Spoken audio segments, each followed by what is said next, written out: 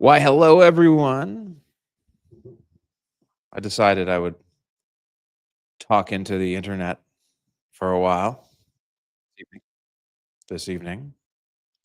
Hear- Hearing my voice come back at me. I need to stop that. There we go. It's gone.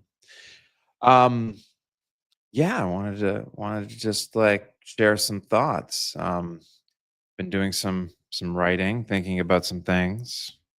Wrote a piece on Peter Thiel and on sort of the nature of post-truth discourse, which is the reality of our political public conversation today.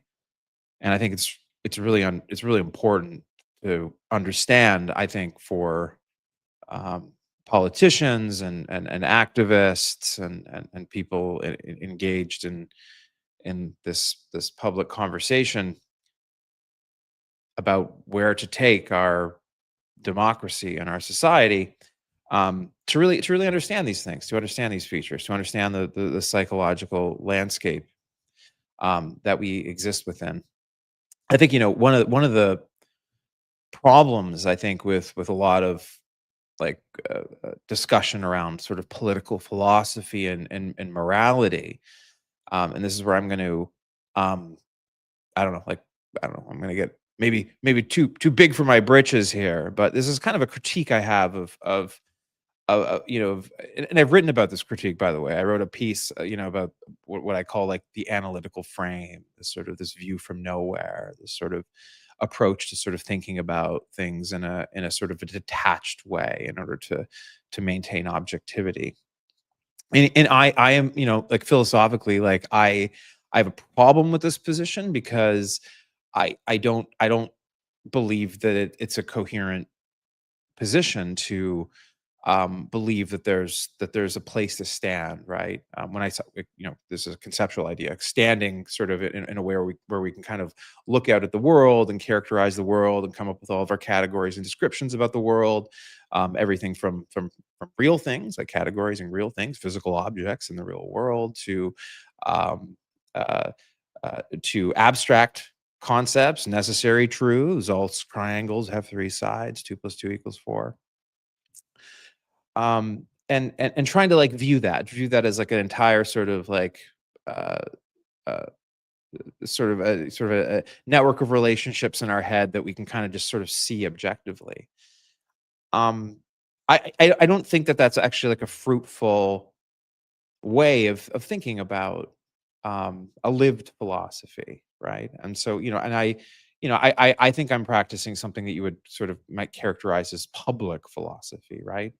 Trying to think about uh, how to talk about philosophical ideas in a way that's like immediately relevant to our understanding our world and like how we want to live, and more importantly, like bringing on board the tools for all of us to be able to understand our world, right, on our own, right, without being told what to think, right? So, a big part of like my project, um that I'm engaged in at Notes from the Circus, my small little project, my small little, I got my like almost 16,000 subscribers, and I'm grateful for each and every one of you. Um, is is to really is to really teach a way of thinking, right? Not necessarily teach you what to think. I obviously I do have my own views, right? Political views. And I don't, and I have a structure to the way that I think, and I tend to speak through that structure more than through sort of like my political opinions. Like, most of you probably don't have a sense of like where I am on tax policy or immigration policy. And I do have opinions on those things. I don't write about them very much, but I'm far more interested in this moment about like how those kinds of discussions can actually happen in a way that makes the most number of people in our society happy and feel bought into a common project, a common national project. Um, so one thing I really care about, right, is is really this problem that I think liberalism has, and is is exemplified in a pathology that I refer to and others refer to as like liberal technocracy, which I think is endemic of the way in which our sort of like political conversation or political ideas in this sort of liberal frame. Talk a little bit more about what I mean by the liberal frame, but like the world that world has become disenchanted. It seems so technical. It seems so all about like well it's an elite, it's an elite conversation. Um and I'm trying to I'm not the only person doing this by any means. There's a lot of really great people having this conversation. I had a Substack live with Vlad Vexler. He's a philosopher in the UK. Has a really popular YouTube channel, and I think a lot of his public philosophy appeal. I think barks up some of those same trees, right? And I want to think about some of these things with you tonight out loud because I think they're important. Um, because I personally continue to think that small L liberalism, right, as a moral and political and social force, has been the most emancipatory uh, uh, revolution, cognitive revolution, in all of human history. It's inside that frame that we've seen the growth of democracy and even this idea of like universal like human rights. Now, there's going to be some people of the more socialist disposition that are going to take some issue with this, and I have some nuanced thoughts on sort of the story of like liberalism and the story of socialism as like two schools of thoughts. There's a lot of interrelationship there, right? Actually, if we go really deep into the history of both liberalism and socialism, there are some places where where things kind of come together. Like I think like Jeremy Bentham, right? The sort of the father of like utilitarianism, is in some ways both a forefather of both socialism and liberalism. There's I mean, so there is actually a bunch of ideas, the general sort of egalitarian idea that suffuses sort of both schools of thought, and in some ways, right? I mean, a lot of like modern socialist theory and a lot of modern liberal theory. I think neither sort of group wants to sort of admit it, but like they both sort of crib very heavily from each other's successes and failures, right? Like a lot of sort of modern social democratic theory, right, brings in sort of like market socialism, like type approaches to things, which someone might argue in some ways maybe there's different like sort of moral and sort of ethical features that are emphasized by both, but I mean, are could generally be approximated in sort of like a democratic liberal capitalism type approach to things. And so I think that's actually like something that it's probably like quite controversial to say, that there are some features of sort of the contemporary conversations where and actually there's a political theorist like Matthew McManus, right? I think he has a sort of a theory of like liberal socialism, which I'm not really like completely read up on, but I mean I think is sort of might be an example of sort of like what I'm talking about here. But I'm part of the liberal tradition. Um and and I think there's a lot to be said for it. Um I think there's a lot of confusion about what the liberal tradition is. Liberal tradition is like a very, very big tent. Um, and it isn't necessarily built around any sort of like singular theory of politics or political economy. Like I think, I think you can count both Franklin Delano Roosevelt and Ronald Reagan as liberals liberal in the liberal tradition, as different as they are and as different as their politics were. Um, that's because like what small L liberalism is really concerned with, right, is not like a specific arrangement of political philosophies and or sorry, political morality and policies, um but with certain just like basic notions that rule of law is something that we all agree to, that there's a game theoretic optimum to all of us agreeing that we all live according to the same rules, that no one is above the law, and by putting the law above all of us like together, we are able to engage in this Hobbesian, Lockean, or in the more socialist sort of way of looking at it, Rousseauian sort of social contract theory, that we can dispense with resolving our disputes through violence and instead use nonviolent means, right? Through institutions, through courts, through elections, through civil society, like what we're doing right now, right? Is we're playing. I think what I'm doing right now, talking to you and other substackers who are also like pro democracy, who are having debates, who are having Substack lives. I mean, this is doing liberal democracy right now. This is an act. It's a verb. I'm doing it right now. Um, and in that tradition, there's a lot of like different views, right? Like Elizabeth Warren is like very much a liberal. Even though she might look like a socialist to some people because she takes certain positions, that call for more state intervention in the economy, more redistributive measures, uh, uh, you know, uh, direct transfer programs like higher taxes on the wealthy. And this is where I think the sort of the common discourse really like flattens a lot of the real interesting distinctions within these like political ideologies.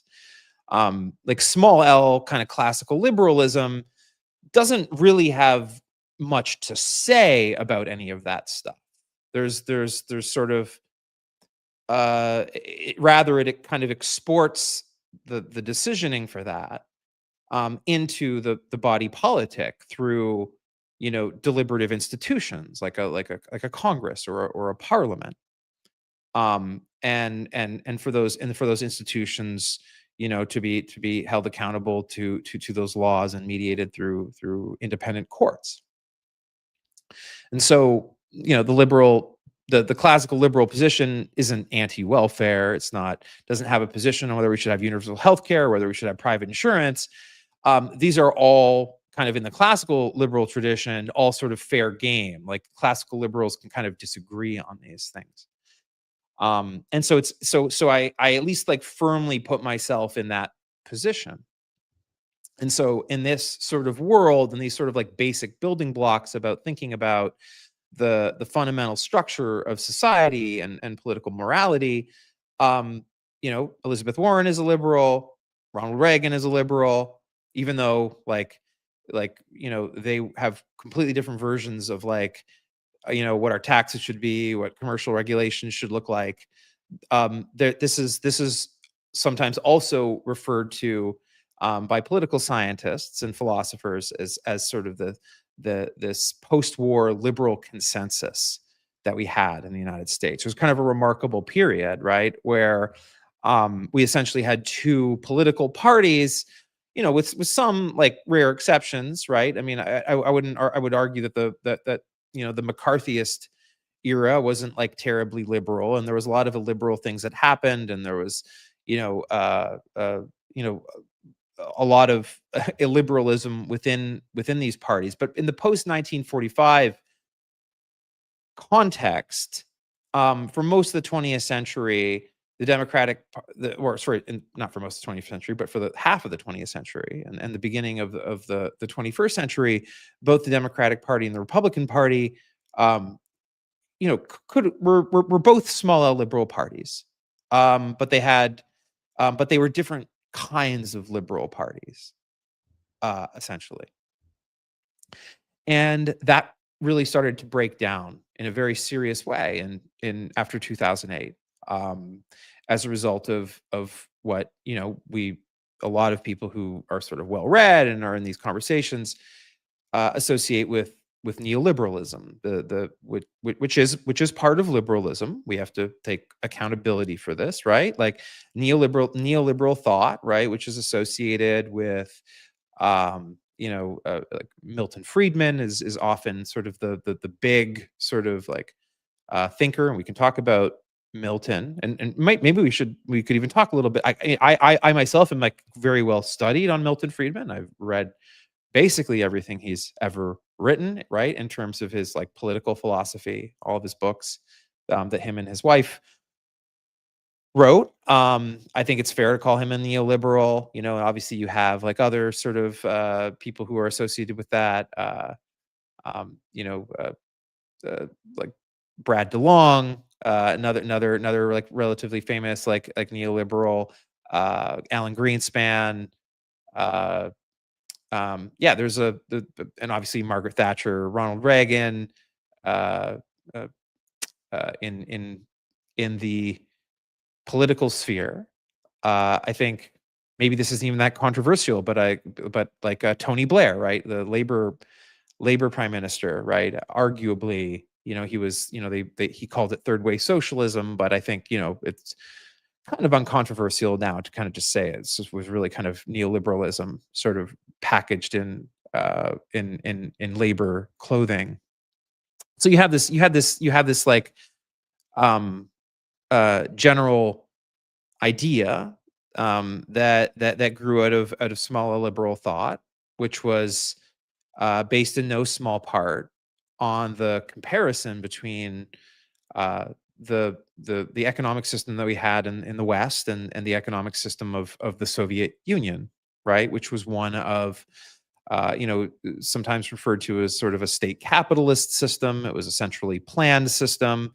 They had these 5-year plans and they had like literal economic planners like commissars like and all of these attempts to sort of measure inputs and outputs and run the economy based on uh, some semblance of need rather than want. And um, this system, it failed like spectacularly. It was a central planning is and by the way, like most sort of modern sane socialists also agree, just to be clear, that central planning failed, right? Which is why you have market socialism and sort of social democratic socialism that sort of accepts sort of a role for a private market at some level now. So that argument is kind of over, right? This idea that the government can plan the economy, that there should be like a bureaucrat who decides how many, you know, uh, how many seeds this farm plants of this crop based on what they think people might need or want, and then thinking about how much iron should go to this factory, and how much lead should go over here, and I mean this is what a is associated with a problem put forward by a Austrian economist, Ludwig von Mises, known as the economic calculation problem, which is I think is one of the few true observations that I think I think still stand on four legs, right? In the modern context.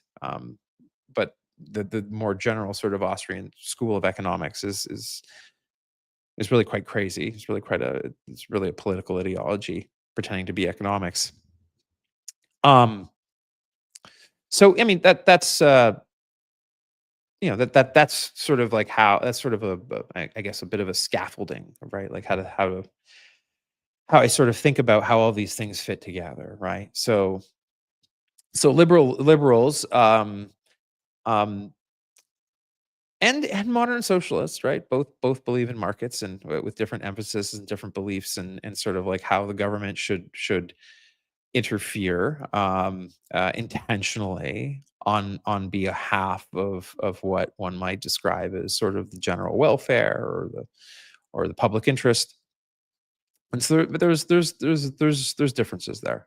One thing that it's worth mentioning, not that this is sort of like a universal principle, but I would argue that the U.S. Constitution is a small L liberal document, that this country was sort of founded in sort of classical liberal ideas, informed in no small part by the thoughts of John Locke and other philosophers that kind of come out of the school of English liberty.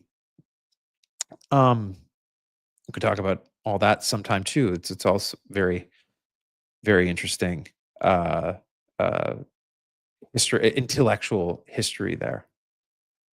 Um, and I'm like really I'm concerned with like with preserving that tradition. I think one thing that is true about this moment, right, when we start talking about the state of our institutions, is that they clearly have not kept pace with the times. Something that I know that one can overpraise the founders, and I want and maybe I'm going to talk about one of the founders right now, Thomas Jefferson, right? Complicated figure. Um, who did anticipate this problem, right? Anticipated the uh the the way in which institutions could become uh he didn't use this word, but obsolete, right? He did understand that institutions needed to evolve and reshape, right? As he put it, as the times became more enlightened, and new ways of understanding and thinking evolved. There's a famous quote. It's actually in one of the four quotations that's emblazoned on his um, um, memorial, Jefferson Memorial in Washington D.C. Um, and we're at one of these times now, right, where I do think that for the survival, right, of liberal democratic institutions, it's going to become necessary to update our institutions, to um, take take on board, right, some of the things that we've learned. We've learned a lot of things, I think, right, in the last 10 years, things that we need to take pretty seriously. There's obviously other things that we've learned. We've learned a lot about how our climate works, that putting CO2 in the atmosphere is going to warm things up, and that's going to create a bunch of problems. So let's not talk about that today. But we've also learned something else, right, about the nature of our social fabric, of human communication, of human identity and purpose and belonging. We've learned a lot about that through, like, collectively at least, learned some bad lessons about it through our interaction with social media, and the emergence of sort of these pervasive parasocial relationships that we all find ourselves in with influencer culture. um, and I think there's a rising awareness that this is very unhealthy for us. It's actually antisocial at some level, because these are not authentic connections. That we don't have authentic connections with influencers, right? We have authentic connections and with people, for whom we're close, our friends, our family, our colleagues. And I think it's fair to say, and that those are the most important relationships that we have. Those are the most important social relationships. Those are the people that we would fight and die for. Um, at least for, at least among the romantics among us. And it seems that what we've learned, right, is that human attention We should have known this is like, obviously our attention is finite. We don't have all of the time in the day to spend understanding literally everything about the world, but don't let some of that stop.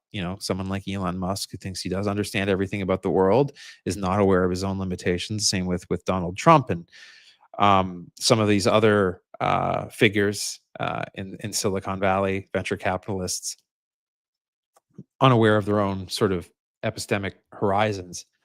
Um, and so, and I write about this too, right? This sort of I wrote a piece. I don't know if like 3 or 4 weeks ago. It was kind of provocative that said that that anyone who says they know how to run civilization is full of shit, which is really about that. It's about the reality of a sort of our limited attention, right? Our limited epistemic landscape that any of us have. I can't possibly know all the things that I would need to know to run the United States government by myself. Like there's just like there's just like that's just not a thing, right? And the observation that I make in that piece is that while that was certainly true 100 years ago, what's also now true is that like what one would need to know to run civilization, to know everything. What does one need to know to trade stocks? What does one need to know to build a rocket engine? What does one need to know to train an AI model or to uh, um, fix the server, to build the GPUs that they use to like train it, right? The all of these things that are happening like simultaneously in uh this distributed complex machine we call civilization is quite literally beyond anyone's individual capacity to understand. This isn't a new insight. I mentioned Milton Friedman before, right? The famous villain of neoliberalism. He had a famous parable, right? The sort of the parable of the pencil, right? And he made the observation. Not everything Milton Friedman said was wrong, by the way, everyone. He did have some brilliant insights, even if you disagree with him on his politics. And um, he made the observation that there is not a single human being on the planet that could make a pencil. That you cannot find any human. You could travel the entire world and interview every single person, and you would not be able to make you would not that person would not be able to make a pencil by themselves. And at first glance, that sounds like bullshit, right? Sounds like something you could learn to do. But then, Friedman makes the important observation. He says, "Well, where are you going to get the metal to make the blade that cuts the wood? Are you going to build? Are you going to mine your own iron ferrite out of the ground, melt it down, build a furnace, like learn how to properly sharpen the blades, let alone figure out how to make the paint to paint the pencil yellow, to get the rubber for the eraser on the end, and the little brass that holds it in place. Like you come to realize that the most that one could do on their own is they could assemble a pencil, assuming that all of that other stuff, which involves thousands and thousands of people, um, would be able to do that on their own. So this is important insight. This is what what I might refer to if I'm like writing sort of philosophically and like thinking, and trying to talk about things in sort of moral terms, is like this is an epistemic limit that we have, right? Like we have limits to our understanding, to our landscape of understanding, that we cannot push beyond. And and once you start actually really thinking about that a lot, it that's actually like where the problem of socialist central planning ultimately falls down, right? And why modern socialists have sort of had to accept markets, because that parable of the pencil problem creates a whole series of problems around like how does how does the rubber producer know like how to like price like the rubber that they're selling to the pencil makers versus the tire manufacturers? And so it turns out that that there's really no way to sort of measure this stuff on an a priori basis. Like, you know, you can imagine like situations where everybody sort of like goes into their phone or maybe with a modern smartphone app and indicates all the things that they want, and then something tries and some sort of algorithm tries to do it. But then there's like all these other issues. There's like issues with sort of like you know, like like real needs, revealed preference problems, and all this other crazy stuff. It's like a crazy idea.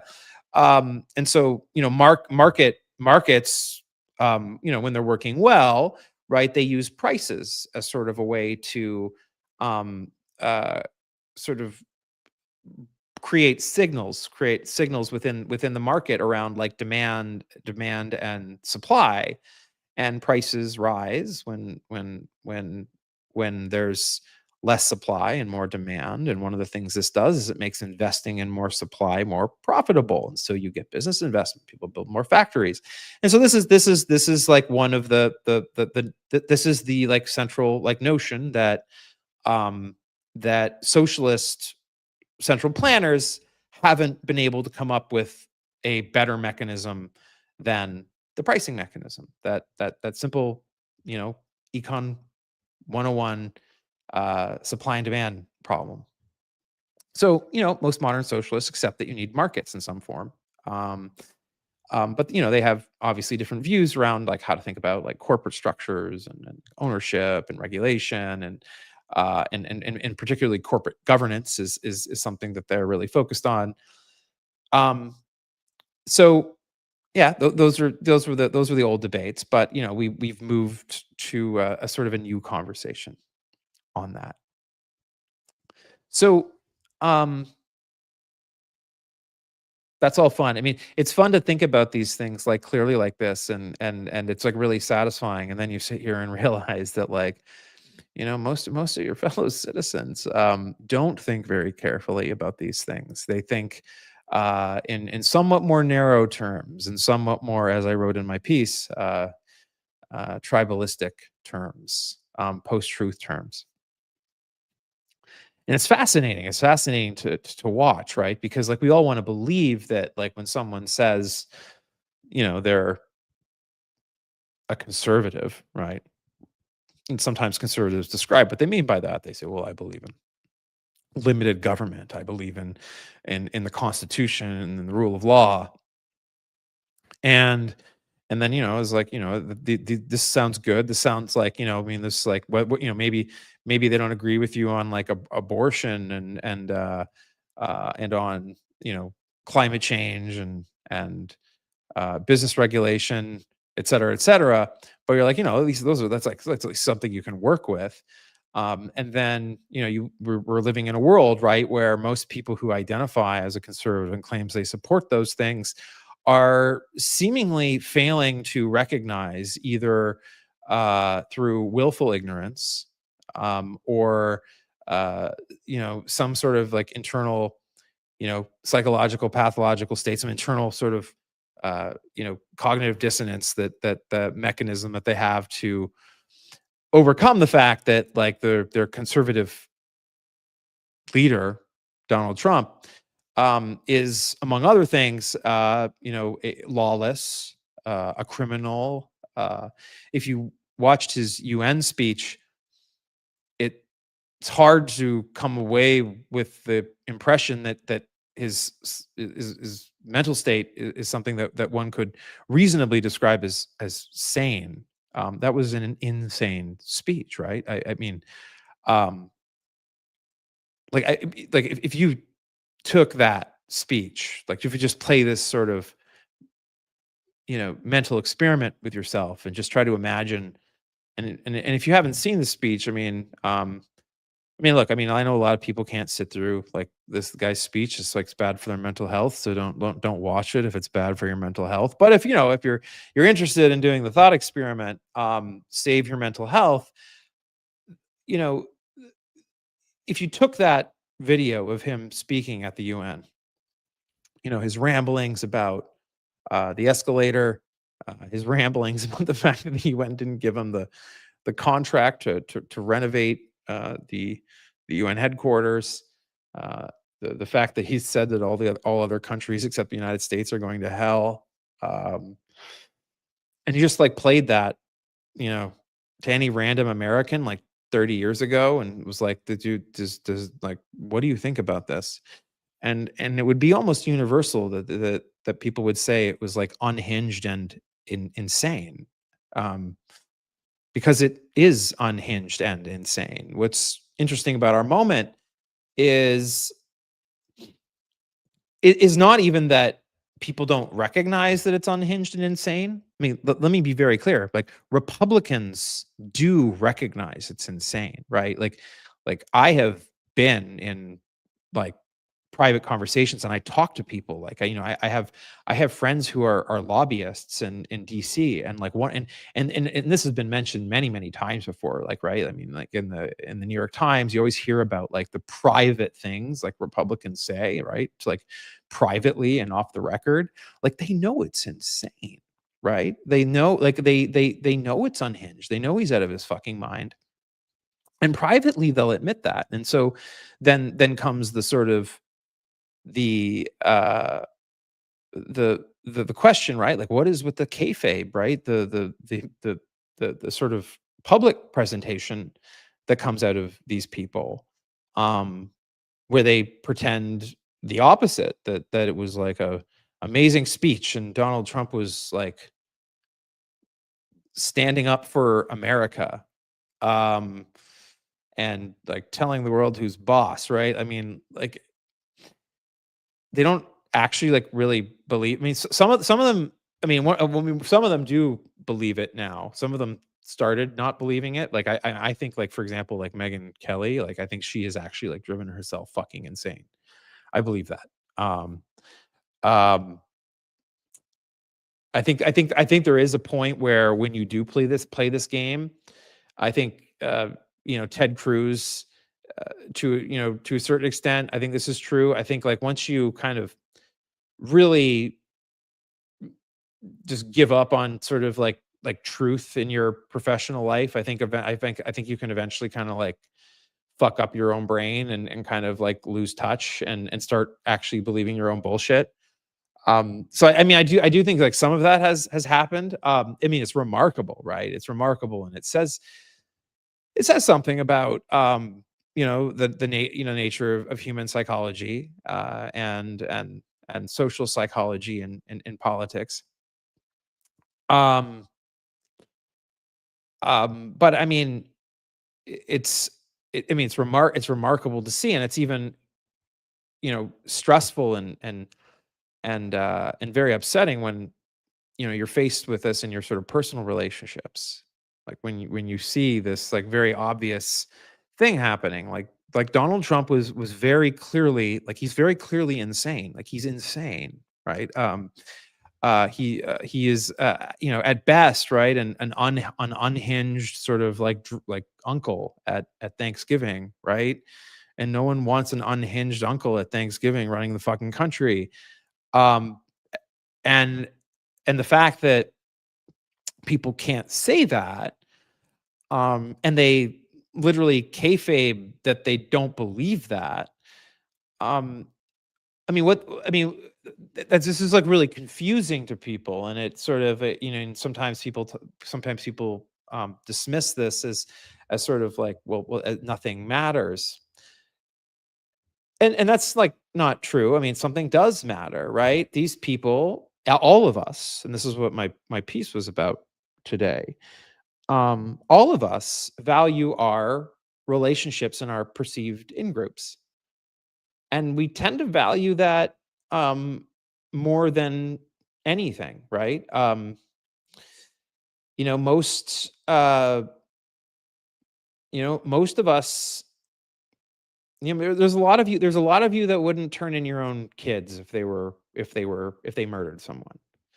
A lot of good people would not do that, right? They wouldn't be able to do it.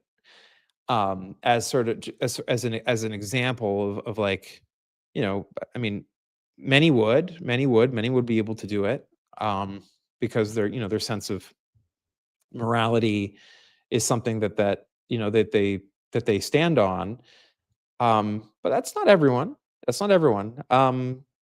Many of us our familial, our community connections are, whether we like it or not, the most important thing to us.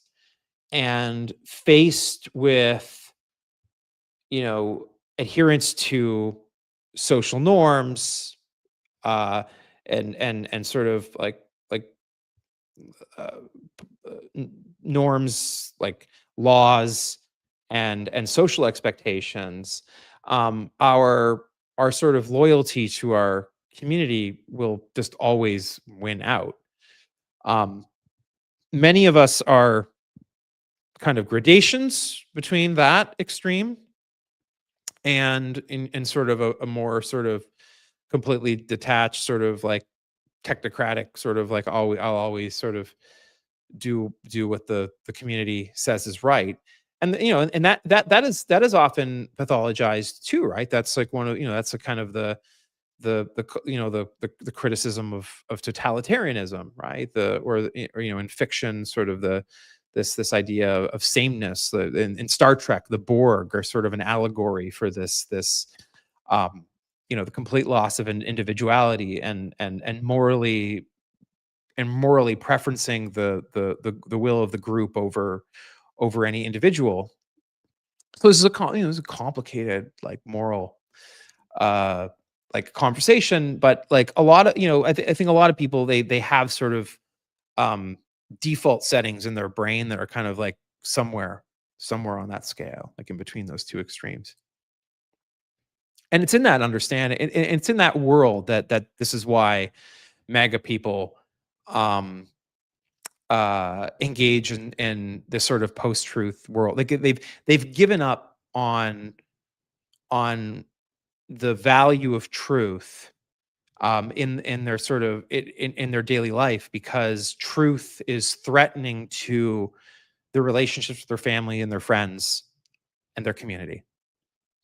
That is, and that's very Orwellian, and it is. And this is actually very, this is something that George Orwell, like, really understood, right? And this sort of insight is at the sort of the heart, right, of his famous book, like 1984.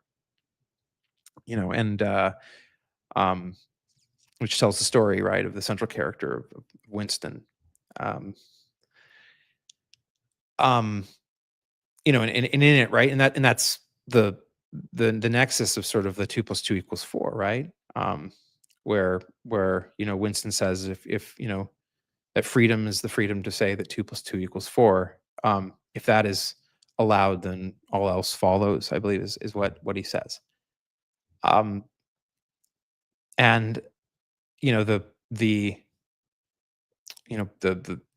party, right, in the book, right, is uh, completely focused on maintaining its own power at all costs, and it does this through the complete denial of truth, the destruction of truth, through insisting that 2 + 2 = 5 if Big Brother says it so.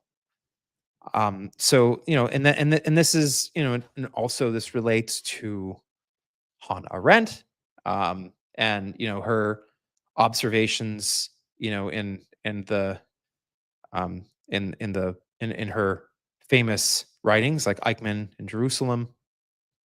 And she's associated with this observation of the banality of evil in that, which um is also sort of like, very much part of this sort of Orwellian sort of observation around the nature of truth versus, like, the maintenance of power. And when power becomes connected to tribal belonging, that's where you get totalitarianism. And this is why truth is so important. It's and the value, and having a culture that values truth is critical to the survival of liberal democracy. So, that is, you know, one of the reasons why I am quite worried, right, about our medium to long term right now.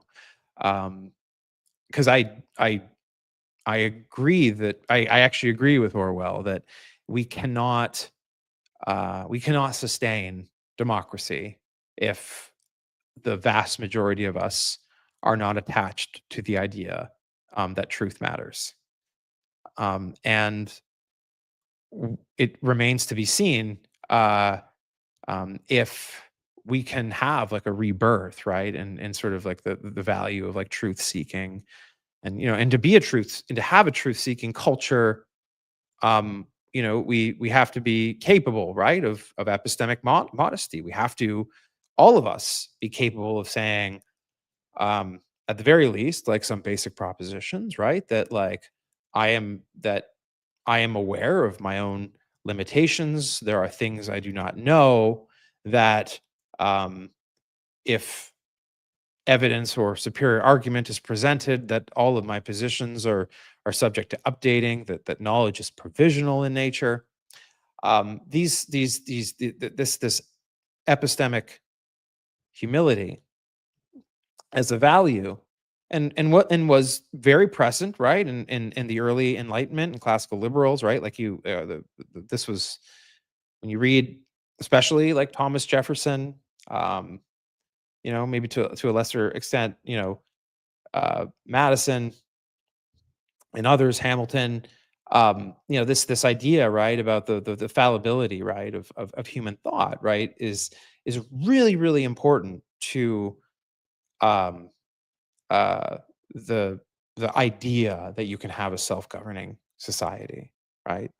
Um, it's why Jefferson was a big proponent of public schooling. It's why he created public schooling in America, in Virginia, um, and that was like replicated across the country, and that is an area where we are going very backwards on, right? I mean, I think that, um, there's a the anti-intellectualism that you see on the right is both a consequence of like the psychological dissonance that exists in a movement where people recognize that truth seeking is dangerous to social cohesion within the group. um and then, like, secondarily, you have the opportunists, the political entrepreneurs, who seek to sort of rule over those people and their ignorance.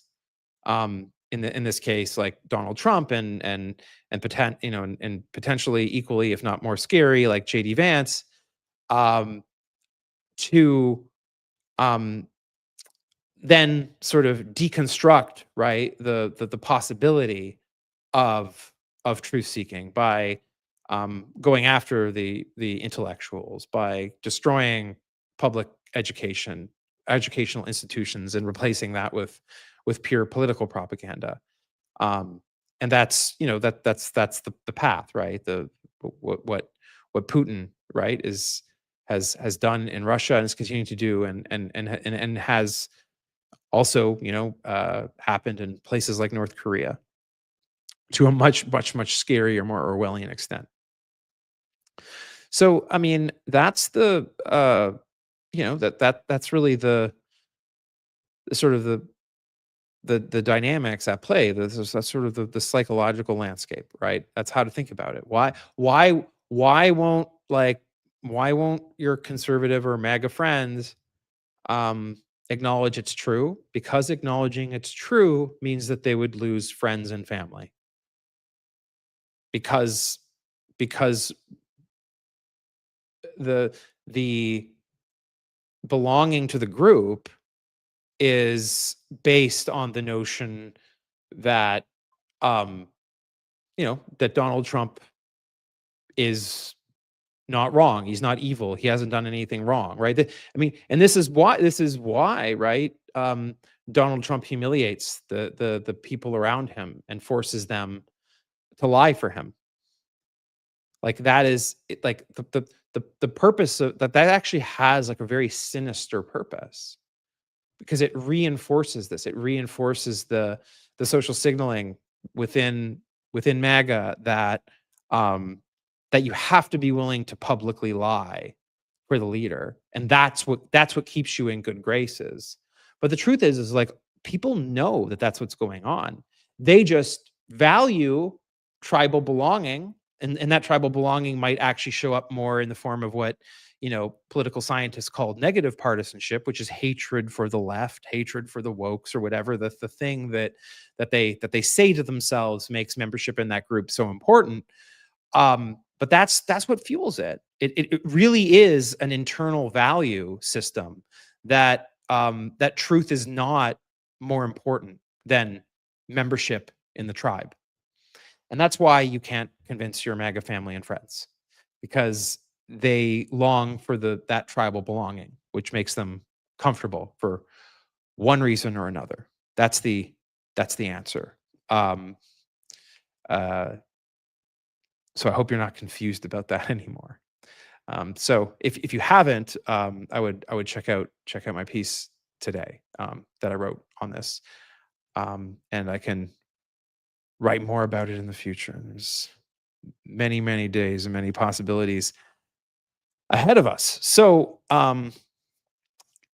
that's about all I got to talk about tonight. Unless anyone has some sort of questions here at the end, I'm happy to try and respond to some last minute questions before I wrap up.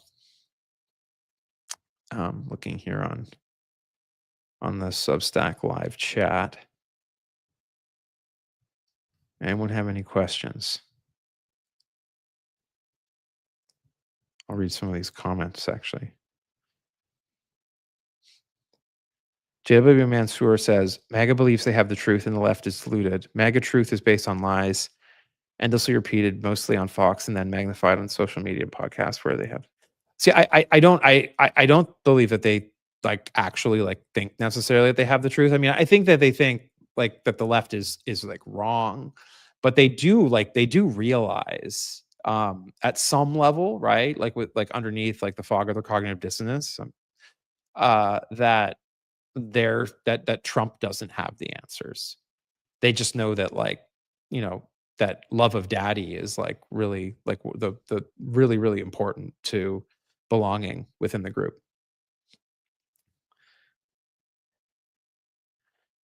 Um LB Bowen says AI validates everyone. Does this create bubbles?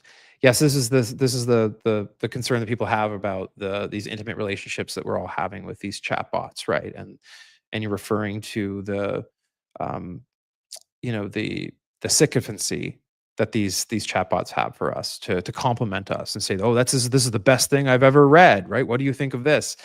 Um, yeah, so yeah, I mean, I think obsequious AIs that don't push back and don't call us on our bullshit, particularly if they're like providing some degree of emotional relationship and emotional satisfaction, certainly seems like a dangerous element, right, to human psychology. Certainly not healthy for promoting what I was describing earlier as epistemic humility.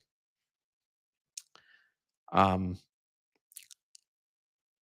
Jody Brownfield says, "Are you saying hidden MAGAs may cross over?" I mean, I think a lot. I do think a lot of MAGA voters are more anti-establishment than hardcore MAGA. And you see this, right, with the sort of the Bernie Trump voters. Um, and that effect is still there, right? If you look at even in a place like Queens in New York, right? There's pretty strong evidence, right, that there was a not insignificant group of AOC Trump voters in her riding, right? I think both with those people being not necessarily like traditional left or traditional right, but sort of anti-establishment populist people who perceive AOC as anti-establishment and Trump as anti-establishment, and therefore, um, somewhere, at least to them, in the same sort of ballpark of the kind of politician that they want, right? Um, this is like the debate around sort of authenticity and such, but yeah, I mean that there is a very, very large group of voters who vote for Trump that just want somebody who feels like they're against the powerful on their behalf, because they believe the powerful have screwed them.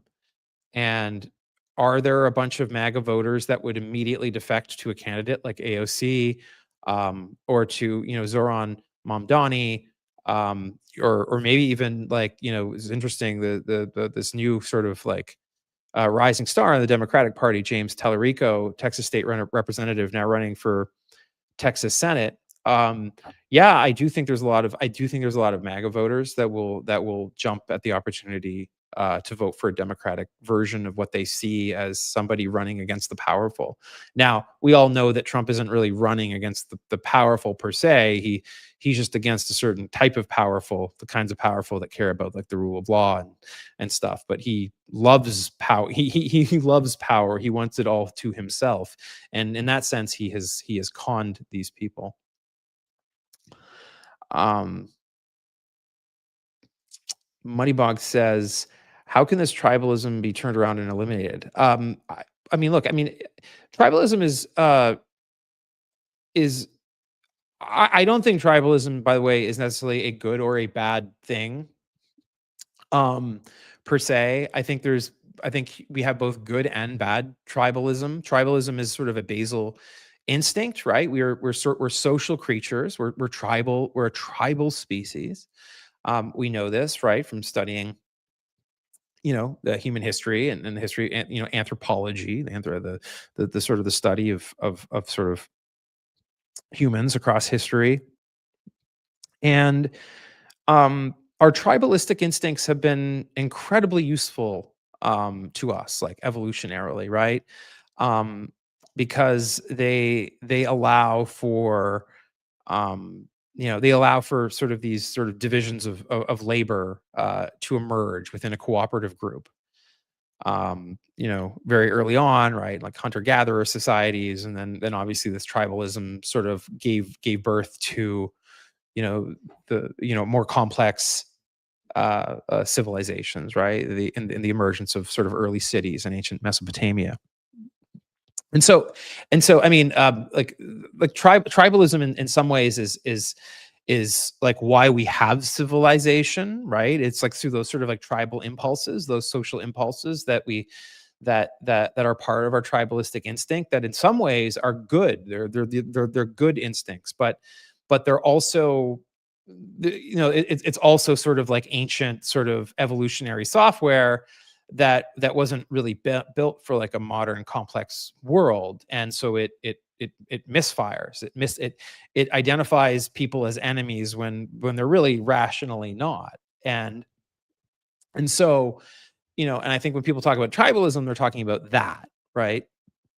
And I mean, this isn't a new problem. I mean, this has been understood, right, by philosophers and religious leaders, right? I mean, there's understanding, like the understanding about how to think about like tribe, like, taming this tribalism in us, is also sort of these sort of basic lessons around like how to do that is like found even in things like the Bible and the Quran and the and in Eastern religions, and these things show up. And so, we're not going to get rid of tribalism. The real question is how do we direct our tribal instincts towards more, fruitful, forms of tribal competition. Like competitive sports are sort of thought of as like a way that we like direct that energy.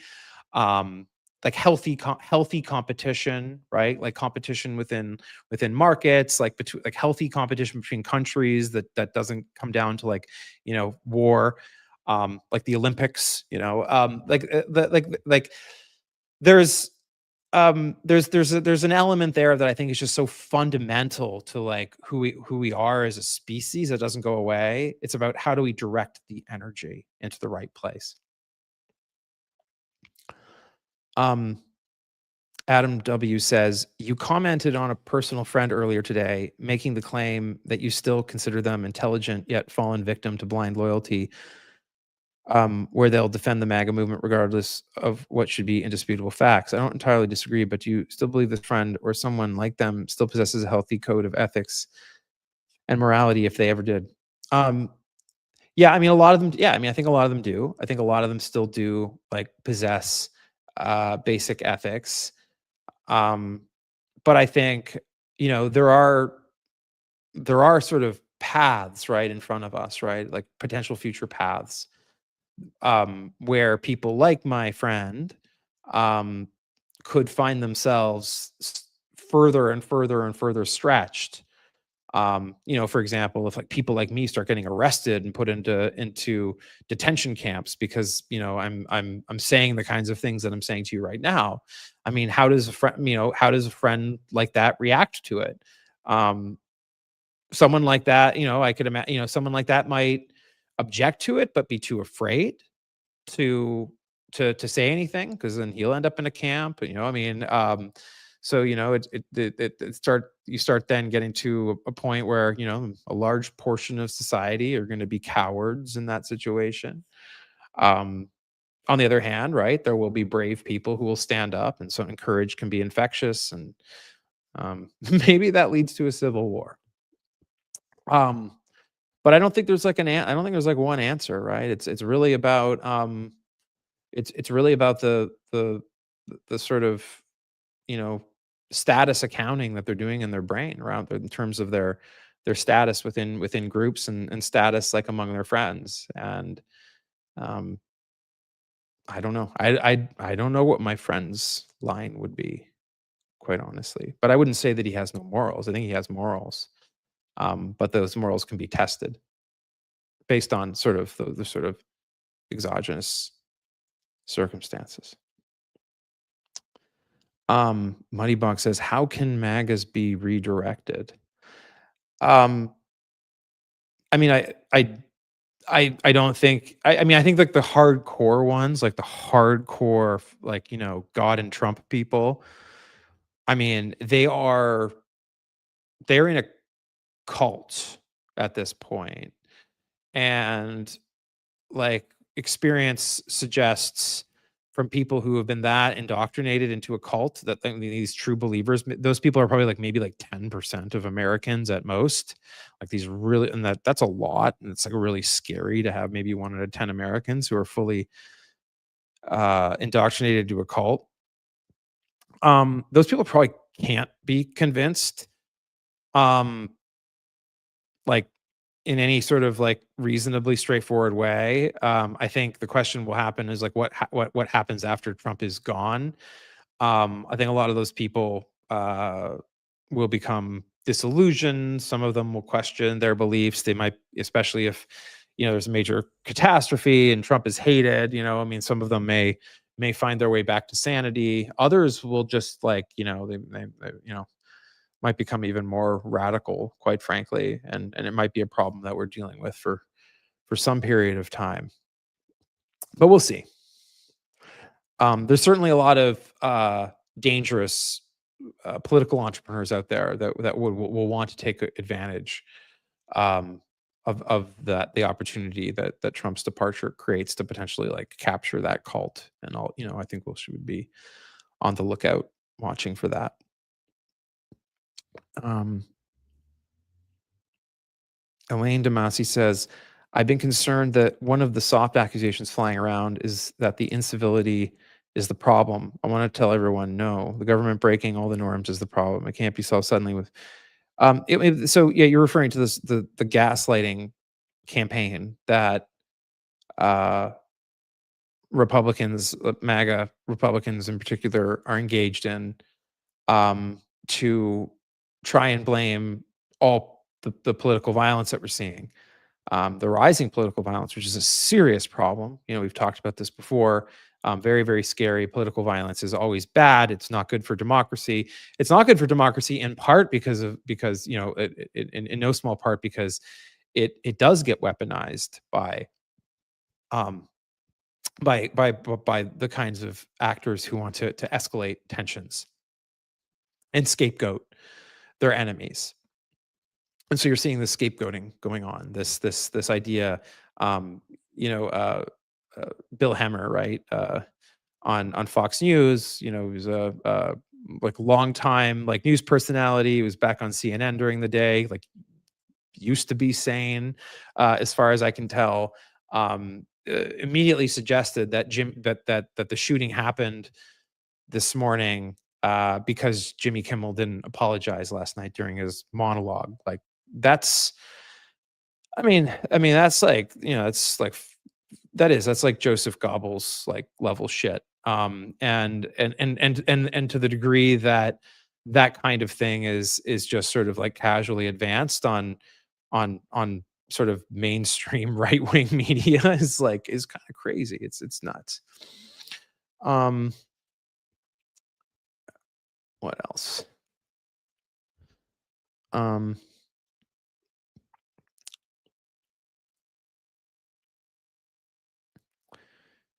Get Stack says MAGA isn't so much about truth; it's about community. A community that will defend you and stand by you no matter what.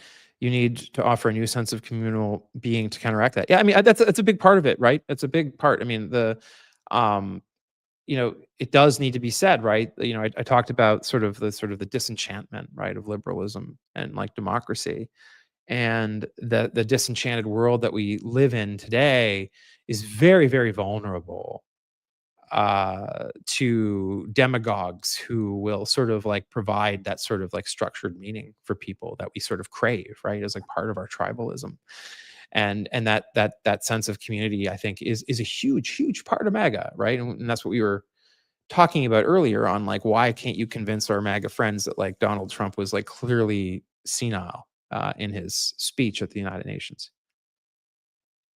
Um, Maybe a few more comments slash questions before we end tonight. This kind of blame, Elaine Demasi says, this kind of blame lands the most on the nice conservatives as opposed to violent, virulent ones. There are still a lot of them that want to still be friends. Yeah, I mean the thing too that is also true about like our moment, right, is that the the size of the population that's like really fucking crazy, that's like ready to pick up guns and fight is a lot smaller than you might think. And a lot of the radicalism among on the right, like among a lot of like Republican voters, like like radicalized soccer moms and stuff, is um it's it's really bad and it's like really scary. But um when push comes to shove, like a lot of it is kind of a game to them, right? Like it's like you know WWE, right? Or like sports, like they kind of like they're kind of like, Star Trek versus like Star Wars fans like hate each other. I mean, a lot of people actually are kind of like a lot more unserious in that way, right? They might like break up friendships or something like over politics, but like they're not necessarily like if they were looking you in the eye, they wouldn't be able to pull the trigger. And I think, you can take some solace in the fact that a lot of like these MAGA people, like despite the stuff that they're saying, like online, are not like literally like trigger happy, like they like they might think. It's a lot of it is just like kayfabe, right? Performative. Anyways, that does not mean we're not in a really scary situation, and that this political violence isn't a big problem. I'm just trying to like give you assurance that like the number of people out there that are capable of that is small, right? I mean, some estimates put it like at 2 to 3% of the population tops. So, anyways, That was fun. Thank you everyone for joining me. It's always fun to talk about philosophy and the world. I hope you got something out of it. And the recording for this should be, it'll be probably up in a few hours for those who couldn't catch it live. But thanks everyone, and I'll see you soon.